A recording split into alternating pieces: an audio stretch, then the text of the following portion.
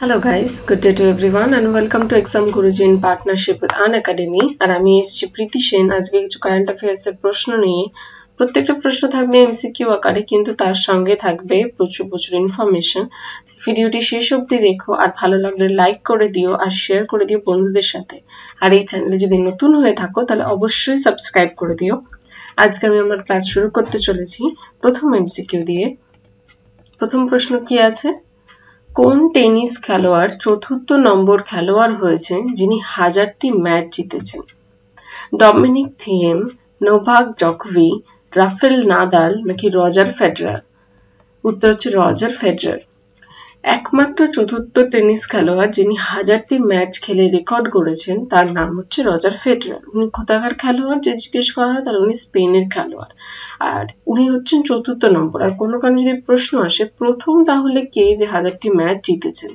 তাহলে তার নাম কি হবে জিমি কনরাস 2 নম্বর রাজস্থান এবং উড়িষ্যার পর কোন রাজ্যতে আতশবাজি বিক্রি বন্ধ করা হয়েছে আমরা দুদিন আগেই পড়েছি দুদিন পর পর প্রথমে রাজস্থান এবং তারপরে উড়িষ্যা সব জায়গায় বিক্রি নিষিদ্ধ করা হয়েছে এবারে কোথায় করা হয়েছে দিল্লি পশ্চিমবঙ্গ পাঞ্জাব নাকি এ এন্ড বি দুটোই উত্তর হচ্ছে দু জায়গাতেই দিল্লি এবং পশ্চিমবঙ্গে ডিক্লেয়ার করা হয়েছে যে আতশবাজি বিক্রি নিষিদ্ধ হয়ে গেছে আর এটা কবে করা হয়েছে এটা 5ই নভেম্বর করা হয়েছে তারপরে 3 নম্বরে যাওয়া যাক চার চাপড়িস দ্বীপ কোন নদীর উপরে অবস্থিত সিন্ধু চেনাব ব্রহ্মপুত্র নাকি পদ্মা উত্তর হচ্ছে ব্রহ্মপুত্র নদী কোন রাজ্যের উপর থেকে যায় বলতে পারবে আমি বলে দিই আসামের গুয়াহাটিতে এটি অবস্থিত কারণ আসামের উপর থেকে ব্রহ্মপুত্র যায় আর কদিন আগে আসাম এসেছিল নিউজে কারণ আসামে প্রচুর পরিমাণে বন্যা হচ্ছিল শুধুমাত্র ব্রহ্মপুত্র নদীর কারণেই তাই জন্য মনে রাখতে হবে আর এখানে বাংলাদেশ থেকে প্রচুর পরিমাণে অভিবাসীরা আসে জানি এক দেশ থেকে এক দেশে অনেক মাইগ্রেন্টের যাতায়াত হয়ে থাকে সেরকম বাংলাদেশ থেকে মুসলিম সম্প্রদায়ের কিছু অভিবাসীরা আসেন যারা এখানে এসে চার চাপড়িস নামে দ্বীপের উপরে তারা বসবাস স্থাপন করে আর এইটা কেন হঠাৎ করে নিউজে এসেছে কারণ এখানে এই দ্বীপে প্রচুর পরিমাণে বন্যা দেখা যাচ্ছে কারণ আগেই বললাম ব্রহ্মপুত্রের জন্য আসামে পুরো এলাকাটাতেই প্রচুর পরিমাণে বন্যা দেখা যায় তাই এটি এখন নিউজে আছে দ্বীপের নাম মনে রাখতে হবে চার চাপড়িস আর এখানে কারা থাকে বাংলাদেশের মাইগ্রেন্টরা 4 নম্বর নিকারাগুয়ার রাজধানীর নাম কি একদম নতুন মনে হবে নামটা শুনে অবশ্যই নতুন এটা রাজধানীর নাম কি মানাগুয়া নামটা একটু মনে রাখা ইজি হবে কারণ নাম নিকারাগুয়া রাজধানী মানাগুয়া প্রায় সেম কেন এসছে এটা আন্তর্জাতিক সোলার অ্যালায়েন্সে মোট 87টি দেশ রয়েছে যার মধ্যে শেষ যে দেশটিকে জোড়া হয়েছে তার নামই হচ্ছে নিকারাগুয়া এবং এটি নিউজে এসছে আরো একটা কারণে এখানে ভয়াবহ সাইক্লোন ইটা দেখা গেছে আমরা পরপর দুদিন ধরে পড়েছি যে একটা ফিলিপিন্সে আর একটা ভিয়েতনামে দুটো টাইফুন দেখা গেছে তোমরা কমেন্ট বক্সে লিখে জানাও যে ভিয়েতনামের টাইফুনের নাম কি আর ফিলিপিন্সের টাইফুনের নাম কি 5 নম্বর প্রশ্ন কারাট বা ক্যারাট সংযুক্ত নৌসেনার এক্সারসাইজ কোন দেশের মধ্যে হয়েছে এই এক্সারসাইজ আমরা জানি প্রত্যেক দেশের সাথে প্রত্যেক দেশের কিছু এক্সারসাইজ থাকে কারাট বলে যে নৌসেনার এক্সারসাইজ এটা কোন কোন দেশের মধ্যে ইউএই সাথে আমেরিকা আমেরিকার সাথে ভারত আমেরিকার সাথে বাংলাদেশ নাকি ভারতের সাথে নেপাল আমেরিকার সাথে বাংলাদেশ আমেরিকা এবং বাংলাদেশের মধ্যে কারাট এক্সারসাইজ হয় এখন এই জন্য নিউজে আছে আর ভারতের সাথে বাংলাদেশের যে এক্সারসাইজটা হয় তার নাম হচ্ছে সম্প্রীতি ভারত আর নেপালের মধ্যে কোন এক্সারসাইজ হয় তোমরা বলতে পারবে জানিও আমাকে কমেন্ট বক্সে তাহলে জানলে 10টি আরো একটি জেনে রাখা ভালো যে আমাদের 10টি লোকোমোটিভ ইঞ্জিন ভারত থেকে বাংলাদেশকে দেওয়া হয়েছে টেলিভিশন টিআরপি রেটিং এর জন্য একটি কমিটি বানানো হয়েছে তার নেতৃত্ব কে দিচ্ছেন পরেশ রাওয়াল নরেন্দ্র মোদী শশী শেখর ভেমপতি নাকি সোনু সুদ উত্তর হচ্ছে শশী শেখর ভেমপতি এবারে কেন নিউজে এসছে টেলিভিশনের টিআরপি রেটিং বলতে আমরা কি বুঝি ফার্স্টে টিআরপির ফুল ফর্মটা জেনে নিই টেলিভিশন রেটিং পয়েন্ট আমরা যে টিভি দেখি নিউজ দেখি সিরিয়ালস দেখি বা মুভিজ দেখি যতগুলো চ্যানেল রয়েছে তার একটা রেটিং দেওয়া হয় মানে আমরা কোন চ্যানেল কত বেশি পরিমাণে দেখছি তার উপরে কিছুদিন আগে যখন অনেকেই জানবে যারা নিউজ দেখে যে সুশান্ত সিং এর মারা যাওয়ার পর, সুইসাইডের পর নিউজ চ্যানেল কিচ্ছু দেখাচ্ছিল না শুধুমাত্র ওই সুইসাইড কেস ছাড়া। তখন এই টিআরপি রেটিং ব্যান করে দেওয়া হয়েছিল 3 মাসের জন্য। যেসব নিউজ চ্যানেল শুধুমাত্র এই একটা নিউজ দেখাচ্ছিল আর কোনো দেশের খবর দেখাচ্ছিল না, 3 মাসের জন্য টিআরপি রেটিং বন্ধ করে দেওয়া হয়েছিল। এখন যে টিআরপি থেকে নতুন যে এসছে ব্রডকাস্টিং এর থেকে বলা হয়েছে যে তাদের কিছু রুলস এন্ড রেগুলেশন থাকবে, সেগুলো মেনে চলতে হবে, তবেই তাদেরকে টিআরপি রেটিং দেওয়া হবে। আর এর জন্য একটা অবশ্যই কমিটি বানানো হয়েছে। সেই কমিটির হেড কে, এটাই হচ্ছে গিয়ে প্রশ্ন। শশী শেখর ভেমপতি হচ্ছে এখানে হেড। এবারে একটা নাম রয়েছে পরেশ রাওয়াল। পরেশ রাওয়ালকে কিছুদিন আগে জাতীয় ড্রামা স্কুলের হেড হিসেবে করা হয়েছে পরেশ রাওয়ালকে। আর সোনু সুদ একটা প্রাইজ পেয়ে গেছে। কোন প্রাইজ পেয়েছে তোমরা কি বলতে পারবে? কারণ আমরা জানি সোনু সুদ কোভিড এর টাইমে প্রচুর হেল্প করেছেন, প্রচুর মাইগ্রেন্ট ওয়ার্কারকে বাড়িতে ফিরিয়েছেন। সে খাওয়ার থেকে শুরু হোক, বাস ঠিক করে দেওয়া থেকে শুরু হোক, এমন কিছু স্টুডেন্ট আছে যারা অনলাইনে পড়তে পারছিল না ফোনের জন্য, তাদেরকে ফোন পর্যন্ত দিয়েছে, প্রত্যেককে বাড়িতে পৌঁছে দেওয়ার দায়িত্ব নিয়েছিলেন। তার জন্য তাকে একটা অ্যাওয়ার্ড দেওয়া হয়েছে। অ্যাওয়ার্ডটার নাম কি? অ্যাওয়ার্ডটা হলো হিউম্যানিটেরিয়ান অ্যাওয়ার্ড। সোনু সুদকে হিউম্যানিটেরিয়ান অ্যাওয়ার্ডটা দেওয়া হয়েছে। কেন দেওয়া হয়েছে বলে দিলাম, এটা প্রশ্ন আসতে পারে, এটাও কিন্তু কারেন্ট অ্যাফেয়ার্সে আছে।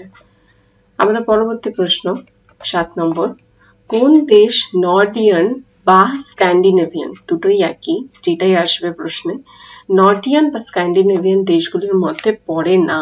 মনে রাখতে হবে পড়ে না বলেছে। আয়ারল্যান্ড, ফিনল্যান্ড, ডেনমার্ক নাকি সুইডেন? উত্তর হচ্ছে আয়ারল্যান্ড। আয়ারল্যান্ড স্ক্যান্ডিনেভিয়ান দেশের মধ্যে পড়ে না। তাহলে এই স্ক্যান্ডিনেভিয়ান দেশ কটি রয়েছে? 5টি রয়েছে। কি কি রয়েছে? আইসল্যান্ড, ডেনমার্ক, ফিনল্যান্ড, সুইডেন এবং নরওয়ে। এবং এই যে স্ক্যান্ডিনেভিয়ান 5টি দেশ রয়েছে তার মধ্যে সবথেকে শেষে কোনটাকে জড়া হয়েছে? সেটাকে হচ্ছে ফিনল্যান্ড। ফিনল্যান্ড লাস্ট জোড়া হয়েছে। 8 নম্বর প্রশ্ন, professor A N Bhaduri memorial lecture award 2020 দ্বারা কাকে সম্মানিত করা হয়েছে? অ্যাওয়ার্ডটার নাম কি? Professor A N Bhaduri Memorial.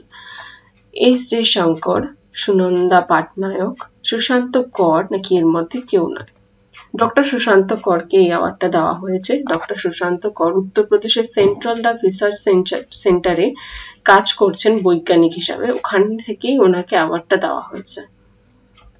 9 নম্বর, কতগুলি স্টার্টআপকে কোভিড-19 এর সময় স্ত্রী শক্তি অ্যাওয়ার্ড দ্বারা সম্মানিত করা হয়েছে? মনে রাখতে হবে স্ত্রী শক্তি অ্যাওয়ার্ড শুধুমাত্র মহিলাদের দ্বারা সেই স্টার্টআপ গুলো স্টার্ট হয়েছে তার কথা বলা হচ্ছে। তো কটা? এখানে অপশন নাম্বার ডি হচ্ছে রাইট অ্যান্সার। 6টা। 6খানা এমন অ্যাপ রয়েছে যেগুলো মহিলা দ্বারা তৈরি, যেগুলো আমাদের কোভিড চলাকালীন আমাদের অনেকভাবে সাহায্য করেছে, তাদেরকে স্ত্রী শক্তি অ্যাওয়ার্ড দ্বারা সম্মানিত করা হয়েছে। 10 নম্বর প্রশ্ন, কোন রাজ্য ফর্টিফাইড রাইস ডিস্ট্রিবিউশন স্কিম চালু করেছে? এবার মনে হবে ফর্টিফাইড রাইসটা কি, বলছি আগে জেনে নিই এটার উত্তরটা কি। ছত্তিশগড়। এবার বলি ফর্টিফাইড রাইসটা কি। এমন হয় যে আমরা যেই চাল আমরা বাড়িতে ইউজ করি সেটা অনেক দিন আগে তৈরি হয়েছে, অনেক দিন আগে কৃষকের কাছ থেকে নানান ডিস্ট্রিবিউটরের কাছে, ওখান থেকে দোকানে দোকানে আমাদের কাছে আস্তে আস্তে অনেক দিন পুরনো হয়ে যায়। তাতে কি হয়, চালের মধ্যে যে পুষ্টি রয়েছে সেইটা আস্তে আস্তে নষ্ট হয়ে যায়। যতদিন আমাদের কাছে অব্দি পৌঁছাচ্ছে ততদিন আমরা চালের থেকে সেই গুণটা পাচ্ছি না। তাই জন্য বলা হচ্ছে যে চালের মধ্যে আরো পোষণের মাত্রা বাড়ানোর জন্য কিছু সাইন্টিফিক অবশ্যই কাজ করা হবে এগ্রিকালচারাল দিক থেকে। আর 45 দিনের বেশি চাল সংগ্রহ করতে বারণ করা হচ্ছে। আর এছাড়াও কেন এইটা ছত্তিশগড় হিসাবে উঠে এসেছে? কারণ এই চাল মানে পোষণযুক্ত চালগুলো ছত্তিশগড়ের কিছু গ্রামে ডিস্ট্রিবিউট করা হবে, তাই জন্য এটার নাম ফর্টিফাইড রাইস ডিস্ট্রিবিউশন স্কিম। পরবর্তী প্রশ্ন 11 নম্বর প্রশ্ন, আমেরিকার রাষ্ট্রপতি পদের জন্য লড়ছেন জো বিডেন। আমরা জানি আমেরিকাতে এখন রাষ্ট্রপতি নির্বাচন চলছে, বেশ কয়েকদিন হয়ে গেছে, এখনো রেজাল্ট আসেনি। তিনি কোন রাজনৈতিক পার্টি থেকে লড়ছেন? ডেমোক্র্যাটস, রিপাবলিকান, লেবার পার্টি নাকি কোনোটিই নয়? উত্তর হচ্ছে ডেমোক্র্যাটস। জো বিডেন ডেমোক্রেটিক পার্টির, তিনি আমেরিকার জন্য রাষ্ট্রপতি পদের হয়ে লড়ছেন। আরো একজন কে লড়ছেন যে অলরেডি রাষ্ট্রপতি হয়ে বসে আছেন, তার নাম হচ্ছে ডোনাল্ড ট্রাম্প। আমরা সবাই তাকে চিনি। ডোনাল্ড ট্রাম্প আর জো বিডেনের মধ্যে মেইনলি নির্বাচনের লড়াইটা হচ্ছে। 12 নম্বর, গ্রেটা থানবার্গ কোন দেশের বাসিন্দা? আমরা এই নাম হয়তো অনেকবার শুনেছি, অনেকবার নিউজে এসেছে। কারণ যখন প্রথম 16 বছর বয়স ছিল তার, সে তখন থেকে এনভায়রনমেন্টাল অ্যাক্টিভিস্ট হিসেবে কাজ করছেন। উত্তরটা জেনে নিই, সুইডেন। থাকে কোথায়? সুইডেনে। উনি পরিবেশ কর্মী হিসেবে কাজ করছেন 16 বছর বয়স থেকে। তোমরা ভাবতে পারছো? সেই বয়স থেকে কাজ করছে এবং সে 2020 নোবেল পিস প্রাইজ অ্যাওয়ার্ডের জন্য নমোনীত হয়েছিল। এই জন্য গ্রেটা থানবার্গ কিন্তু নিউজে আছে। আজকের মতন ক্লাস এখানেই। থ্যাংক ইউ সো মাচ ভিডিওটা শেষ অবধি দেখার জন্য। ভালো লাগলে অবশ্যই লাইক করো। কিছু বলার থাকলে, জানার থাকলে অবশ্যই কমেন্টে জানিও। আর এই পিডিএফটা দরকার হলে ওয়েবসাইটে ভিজিট করবে, আর না তোমাদের টেলিগ্রামে জয়েন হয়ে যাবে, সেখান থেকে পেয়ে যাবে। আর অবশ্যই সাবস্ক্রাইব করে দিও। সবাই খুব ভালো থেকো, সুস্থ থেকো। Thank you, bye. কেন আনএকাডেমিতে জয়েন হওয়া উচিত? তোমরা তোমাদের পছন্দ মতন এডুকেটর পাবে, তোমাদের পছন্দ মতন batches, WB TET, WBPSC, WBP, WBPSI, WBCS ইত্যাদি। আগেকার ক্লাস এরকম হতো, এখনকার ক্লাস পুরো এরকম হচ্ছে ডিজিটালভাবে। এখানে ওয়ার্ল্ড ক্লাস টেকনোলজি ইউজ করা হচ্ছে। এছাড়াও পড়ানো হচ্ছে পোল্ট এবং চ্যাট সেকশনের মাধ্যমে। এছাড়াও তোমাদের জন্য রয়েছে quiz, doubt clearing class, test series, dual educator classes ইত্যাদি। টেকনোলজি এইভাবে ইউজ করা হচ্ছে, দেখো স্ক্রিনে দেখা যাচ্ছে। এছাড়াও এখানে পোল, চ্যাট অপশন, সেলফ অ্যানালাইসিসের মাধ্যমে পড়ানো হয়। তোমরা পোলসের মাধ্যমে দেখতে পারবা তোমরা ফার্স্ট হলে না, সেকেন্ড হলে না, থার্ড হলে। এছাড়া ডুয়াল এডুকেটর ক্লাসের সুবিধা পাবে। এখানে যে সাবজেক্টগুলো অফার করা হচ্ছে সেগুলি হলো quantitative aptitude, reasoning, physics, chemistry, biology, history, geography, polity, English, Bengali, current affairs, economics. এছাড়া যে অপশনাল সাবজেক্টগুলো অফার করা হচ্ছে সেগুলো হলো অ্যানথ্রোপোলজি, সোসিওলজি, সাইকোলজি এবং হিস্ট্রি। এছাড়াও অপশনাল সাবজেক্টগুলো অফার করা হচ্ছে political science, physics, chemistry, geography. তোমরা ততক্ষণ হলো আনএকাডেমিতে ভর্তি হতে থাকো, সাবস্ক্রিপশন নিতে থাকো তোমাদের চাকরি পাওয়ার জন্য। এখানে যে ক্লাসগুলি হচ্ছে সেগুলি হলো WBCS, WB TET, WBPSC clerkship, WBP, WBPSI, PSC miscellaneous, আরও অনেক কিছু। এখানে কোর্স প্ল্যান হলো আছে 1 মান্থ, 3 মান্থ, 6 মান্থ, 12 মান্থ এবং 24 মান্থ। এখানে স্ক্রিনে কোর্স ফি দেওয়া আছে। যে কোর্স ফিগুলো আছে, তোমরা যদি ইজি লাইভ কুপন কোডটি ইউজ করো তাহলে তোমরা 10% ফ্ল্যাট ডিসকাউন্ট পাবে। এছাড়াও তোমরা এইচডিএফসির এটিএম বা ডেবিট কার্ড ইউজ করলে তোমরা মাসে মাসে পেমেন্ট করতে পারবে। তা সুতরাং তোমরা আনএকাডেমিতে সাবস্ক্রাইব করো। ধন্যবাদ।